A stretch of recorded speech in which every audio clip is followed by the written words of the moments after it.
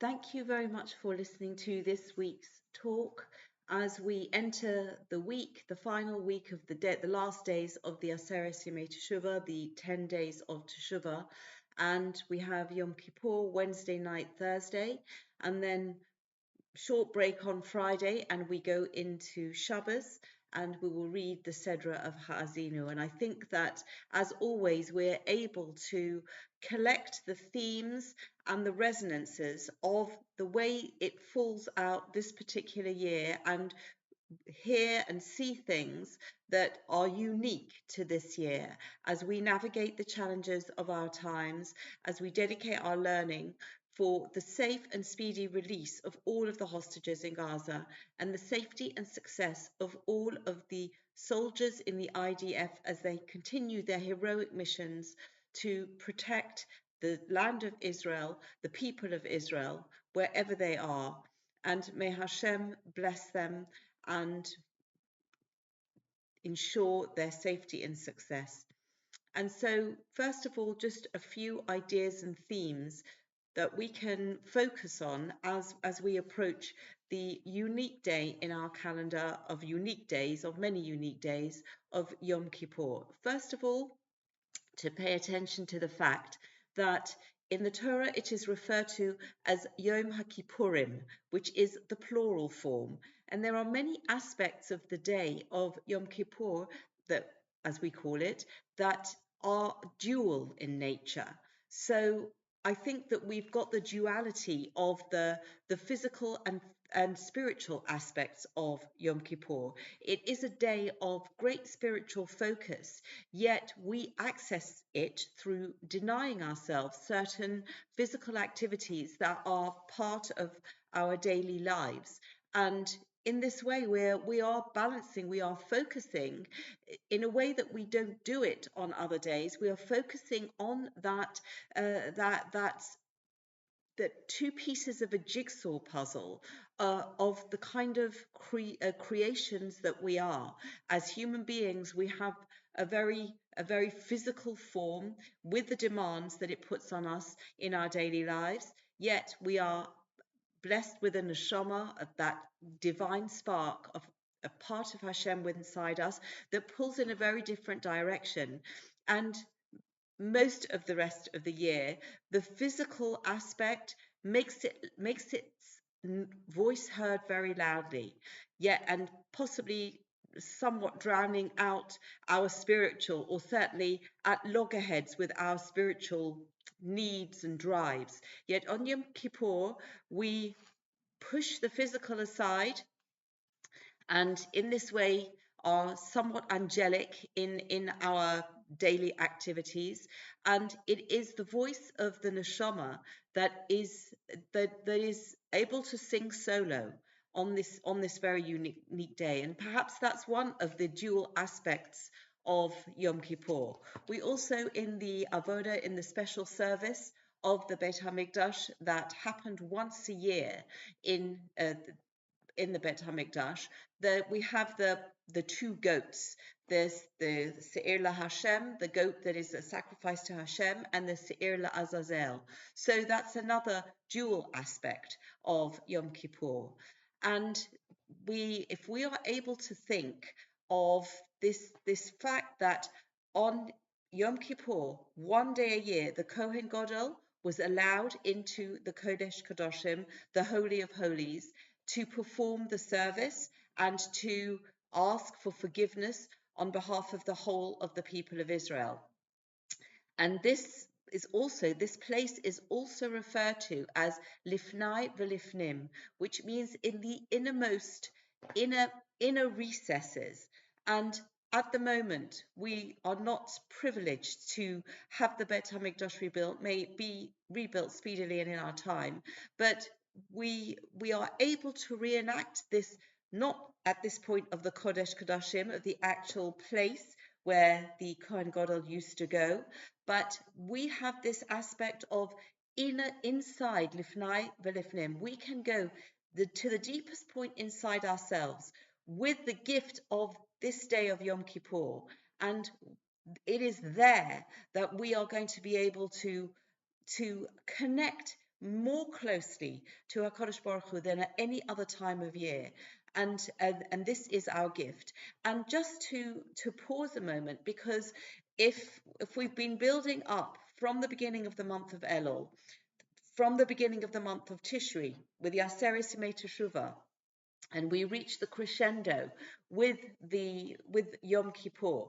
And if we think about Teshuvah, which is possibly the flag that flies over all of this time, and we can actually appreciate the gift of Teshuvah, because there are three aspects of this gift that Rabbi Emmanuel Bernstein points out. That first of all, that we have the possibility of doing teshuvah, that Hashem is able to look at the fact that we have done something wrong and give us a chance to rectify, to correct that. And then that this is something that is available to us. It's possible and it's available.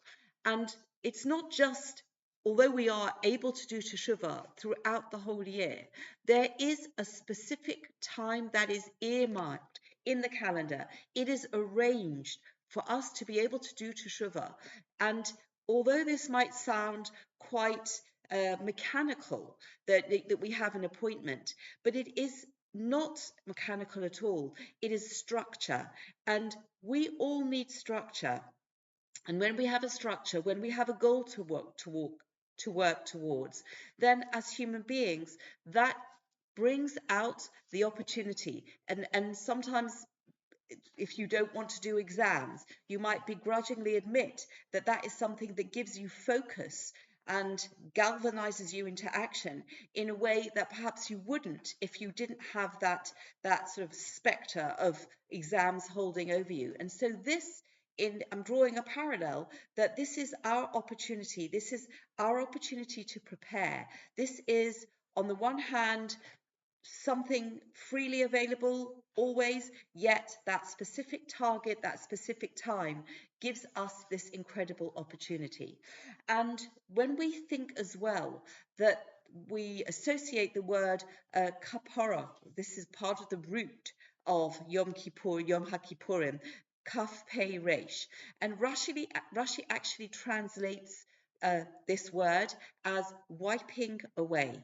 And that is something that can convince us, as opposed to thinking that we are irredeemably, irretrievably bad, that this is something that can be wiped away.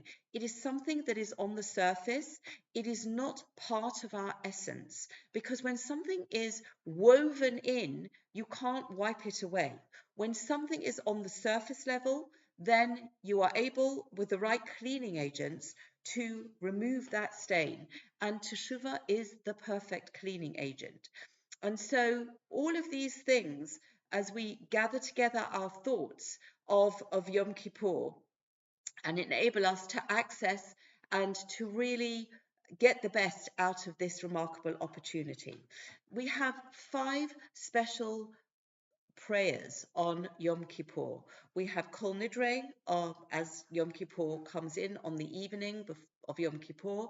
Then we have Shacharis, the morning prayer, Musaf, the additional prayer, Mincha, the afternoon prayer, and the concluding prayer of the day is Ne'ilah. And we'll focus on that more just shortly.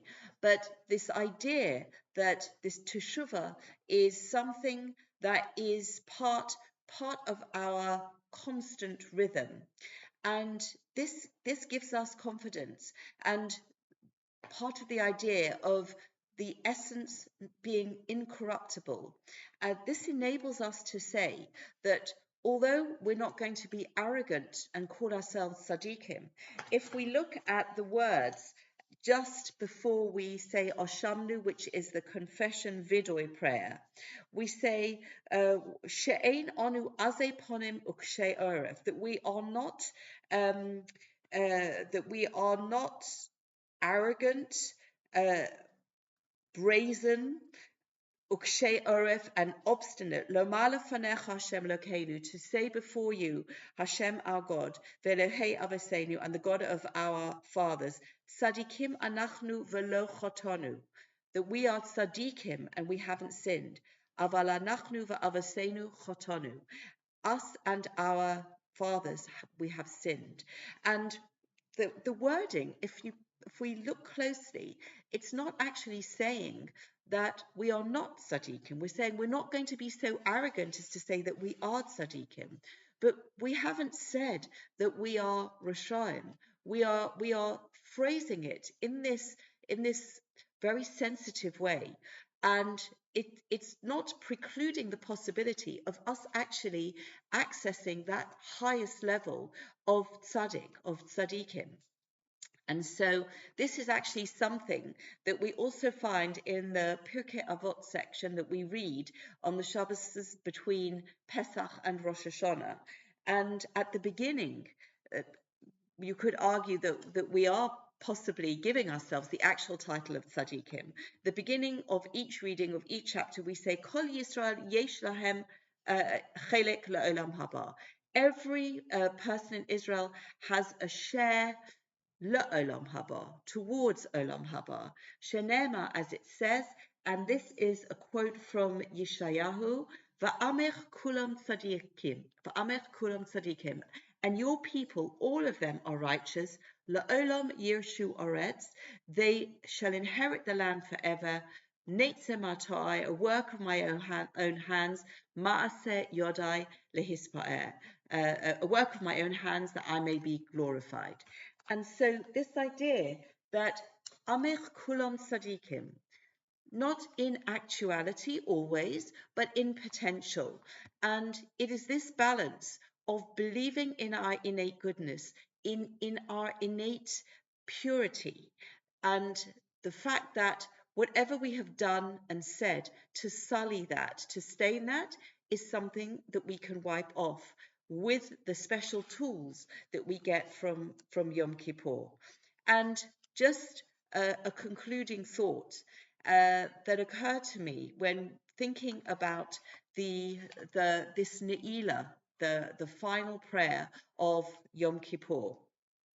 And I was always used to thinking of it as it literally means locking, and it's got this idea of the gates of heaven, where we have been allowed in possibly with greater freedom than any other time of year, and these gates are slowly shutting as the day ebbs. And we actually say, Pesach lonu shar, this is in Ne'ilah, open for us the gate, be'es Ne'ilah shar, at this time when the gate closes, kifono yom, because the day is ebbing. Hayom yifne, the day will fade away. Hashemesh yovo v'yifne, the sun will set and be gone. Novo sharecha, let us come to your gates. And so here, there's this sense of urgency. I always thought that the gates are closing. This is our last opportunity, our last moment to try to get in there, to be with Hashem. And this is the feeling that I've had. But thinking about it this year, and with all of the experiences and all of the challenges and the heartache, and really all of the opportunities that we have been given to confront the truth, to absorb the truth, and to set ourselves on a better path now and for the future, that after Yom Kippur, we have merited to be actually within those gates. And for a moment, even towards the end of the day when our strength is ebbing, just like that setting sun, and if I would say to everyone, let it be Yom Kippur forever, and even though we might be feeling very uncomfortable, hungry, thirsty, and all of the other, the physical reactions that we may be experiencing at the end of Yom Kippur, but we have experienced, the prayer is that we will have experienced such heightened levels of spiritual connection with Hashem that we are actually within those gates. And we want to be locked inside those gates. We want to keep this special sense of closeness and connection. So just a different way to think of, instead of us being locked out, we are asking Hashem, as it were, that we should always be locked in his embrace and in these high levels of purity that will continue to influence ourselves and our people all throughout the whole year, even when it is no longer Yom Kippur. And when we go into Shabbos, we will read the Sedra of Haazinu, and this is a special song. It consists of one chapter, and this is chapter 32 of Devarim. 32 in Hebrew letters is Lamed Vase, which actually is the word heart. And we could say that these poetic words of Moshe Rabbeinu, although they are words of reproof, and we are being held account, yet they do also express triumph of Hashem over his enemies, over our enemies. And so with the somber notes, there is also that aspect of triumph, and we know what we have to do. And the words towards the conclusion of the Sedra are again something that we can be encouraged by if we look at the sort of conclusion towards the end. Vayachal, so this is chapter 32, verse 45. Vayachal Moshe ladaber es kol hadvarim ha'eleh, and Moshe finished speaking all of these words, El kol Yisrael, to all of Israel. Vayomer alehem simu levavchem lechol hadvarim asher anochi me'id bachem hayom.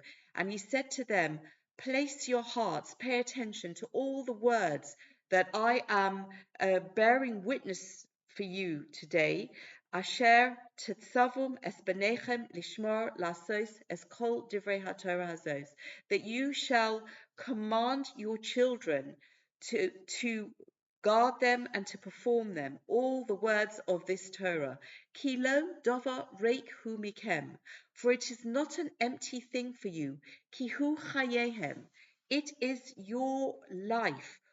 And this is really the message that we can absorb in a much more heightened way after we have experienced Yom Kippur. And this year we will read the Haftorah, which is the Shira, the special song that David HaMelech sang.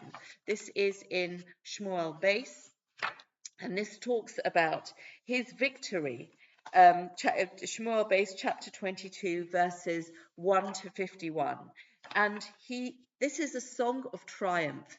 And although that kind of triumphalism is not present in the song of Moshe Rabbeinu, of the Sedra, but again, this is something that can encourage us, that we can look up to, and that we can aspire to, that this triumph, not in the arrogant sense, not because we